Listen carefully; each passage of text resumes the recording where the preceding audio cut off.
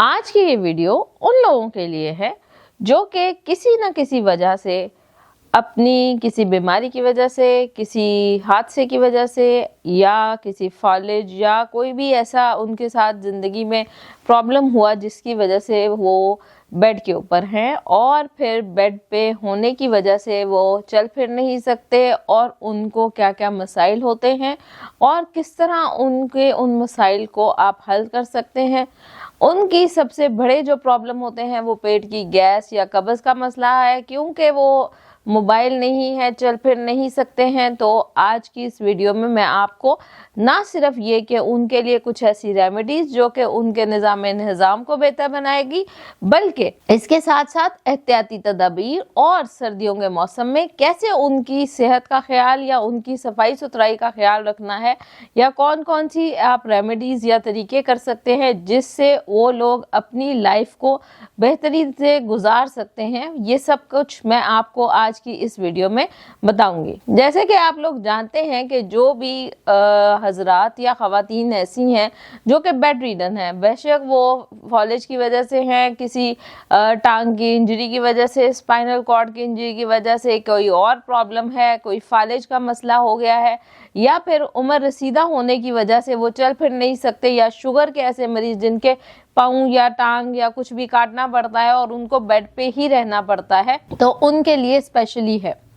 تو آپ نے ان کا خیال کیسے رکھنا ہے، یا ان کی تو ایسے خواتین و حضرات کا سب سے زیادہ یا مین پرابلم جو ہوتا ہے وہ ہوتا ہے قبض کا شکایت یا ہاضمے کی، کیونکہ وہ چل پھر نہیں سکتے، وہ لیٹے رہتے ہیں اور وہ موبائل نہیں ہے اور کوئی ایکسرسائز بھی نہیں ہے، اور ایسے جو پیشنٹس ہوتے ہیں وہ پانی بھی اتنا زیادہ استعمال نہیں کرتے کہ انہیں بار بار واش روم یا وہ پیمپر لگاتے ہیں، تو اس کی وجہ سے پھر بار بار پیمپر چینج کرنے کے لیے، یا پھر اگر کوئی یورین بیگ یوز کرتا ہے تو اس کے لیے بھی پرابلمز ہوتے ہیں اور انفیکشنز ہو جاتے ہیں۔ تو اس کے لیے سب سے زیادہ جو پرابلم ہوتی ہے وہ ہوتی ہے قبض یا گیس، یا ان کا ہاضمہ خراب رہتا ہے۔ تو قبض کے لیے جو آپ لوگ کر سکتے ہیں وہ یہ ہے کہ ایسے خواتین و حضرات کو آپ روزانہ دودھ کے اندر یا سادہ آپ نے 1 سے 2 چمچ اور عرق گلاب کے استعمال کروانے ہیں۔ عرق گلاب نہ صرف یہ کہ لیگزیٹو افیکٹ دے گا، بلکہ ان کی ہیلتھ کو امپروو کرنے کے لیے نہایت ہی مفید رہے گا۔ دوسرا ایک بہترین نسخہ جو میں آپ لوگوں کو دینا چاہ رہی ہوں وہ یہ ہے کہ بازار سے آپ کو ہڑیر مل جائے گی یا ہڑیر کا مربع مل جائے گا۔ تو ہڑیر کو اگر آپ استعمال کرتے ہیں تو یہ بہت ہی اچھا اور ہیلتھ بینیفٹس کے ساتھ چیز ہے، اور اس کے ساتھ ساتھ یہ آپ کی قبض اور آپ کی انٹسٹائنز کی جو موبیلٹی ہے اس کو بہتر کرنے کے لیے نہایت ہی مفید ہے۔ اس کے ساتھ ساتھ جن لوگوں کو قبض کا پرابلم بہت زیادہ رہتا ہے، یا ایسے جو بیڈ کے اوپر ہیں اور ان کو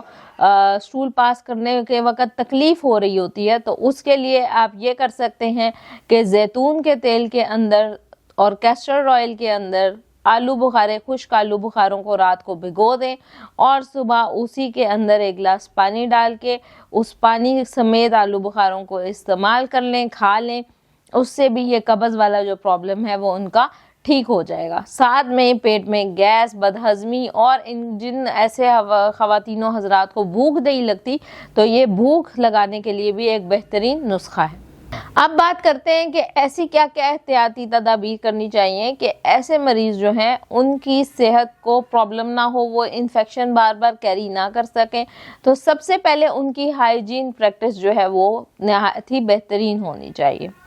ہائیجین پریکٹس کے اندر روز ان کا منہ دھلوانا، ہاتھ دھلوانا، ان کے اگر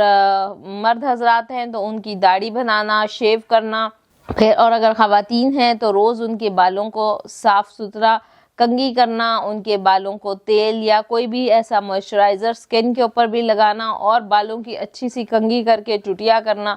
خواتین کو اگر آپ وہ پسند کرتی ہیں تو آپ ان کو ڈس انفیکٹنٹ جیسے کہ لیونڈر آئل جیسی چیزیں جو ہیں وہ بھی اسپرے کر سکتے ہیں، تاکہ ہیلپ ہو جائے ان کی، ان سے خوشبو بھی آتی رہے اور صحت جو ہے وہ بہتر ہوتی رہے۔ ساتھ میں ایک جو سب سے امپورٹنٹ چیز ہے وہ یہ آپ نے کرنی ہے کہ ان کا جو بیڈ شیٹ ہے وہ روز کے روز چینج ہونی چاہیے. روز کے روز چینج کرنا بہت مشکل بھی ہو جاتا ہے، لیکن کیوں نہ بیڈ پہ ایک بندہ صرف لیٹا ہوا ہے تو پھر اس کا کیا مسئلے ہوتے ہیں کہ وہ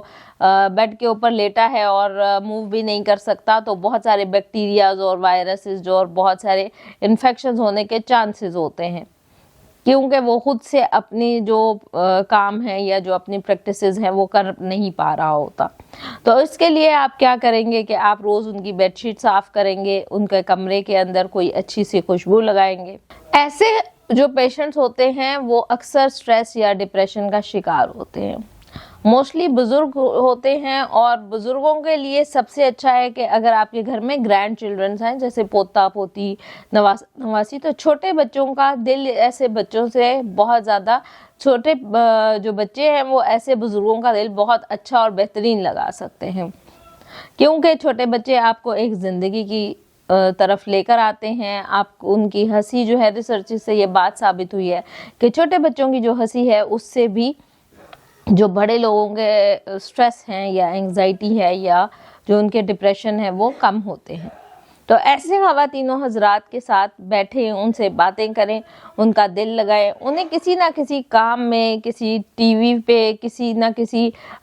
مطالعہ پہ، کسی کتاب کے ساتھ ان کو بزی رکھیں تاکہ وہ بیٹھ کے صرف سوچیں نہ اور ڈپریشن جیسے مرض کا شکار نہ ہو. آپ کے بزرگ یا آپ کے ایسے بہن بھائی جو کہ بیڈ پہ ہیں، ان کو آپ کی توجہ کی سب سے زیادہ ضرورت ہے، اور آپ کو یہ چاہیے کہ آپ ان کا جتنا میکسیمم خیال رکھ سکتے ہیں وہ آپ رکھیں، کیونکہ زندگی بہت چھوٹی سی ہے. خدا نخواستہ یہی وقت آپ پہ بھی آ سکتا ہے، تو آپ آج کسی کے لیے آسانی پیدا کریں گے تو کل آپ کے لیے بھی آسانی. ایسے جو خواتین و حضرات جو کہ بیڈ پہ ہیں، ان کے ناخنوں کی تراش خراش ہر ہفتے کرنا بہت ضروری ہے. سافٹ نیل کٹرز کا استعمال کیا جا سکتا ہے اور فائلرز کا استعمال کیا جا سکتا ہے، اور اس کے علاوہ جو آئل ہے یا بفنگ کے اوزار ہوتے ہیں، آپ نیلز کی بفنگ بھی کر سکتے ہیں، کیونکہ جتنا انسان، ہمارا دین بھی ہمیں یہی بتاتا ہے کہ صفائی جو ہے وہ نصف ایمان ہے. اگر آپ لوگ ان کی صفائی کا خیال رکھیں گے تو وہ انفیکشن سے بچیں گے اور ان کی بیماری بہتر ہوگی. جو لوگ ہلکا پھلکا چل سکتے ہیں یا جو لوگ ہلکا پھلکا موو کر سکتے ہیں، تو آپ ان کا جو ایریا یا جو آزاد جس کی وجہ سے وہ چل پھر نہیں سکتے، اس کے علاوہ ہلکی پھلکی لیٹے لیٹے ورزش یا ان کی کروٹ وغیرہ جو ہے وہ بدلوا سکتے ہیں. ایسے مریضوں کو اکثر بیڈ سولز کا پرابلم ہو جاتا ہے، اور ان کے جسم پہ سولز بننا شروع ہو جاتے ہیں یا چھالے بننا شروع ہو جاتے ہیں، جو کہ ایک ہی بیڈ پہ لیٹے لیٹے ہو جاتے ہیں، اور وہ کسی بھی بیکٹیریل انفیکشن کی وجہ سے. اگر ایسا کوئی بیڈ سول ہو جائے تو ہمیشہ یاد رکھیں کہ آپ نے کسی بھی اینٹی سیپٹک سے اس کو اچھے طریقے سے واش کر کے، اس کو ڈرائی کر کے، اور اس کے اوپر آپ نے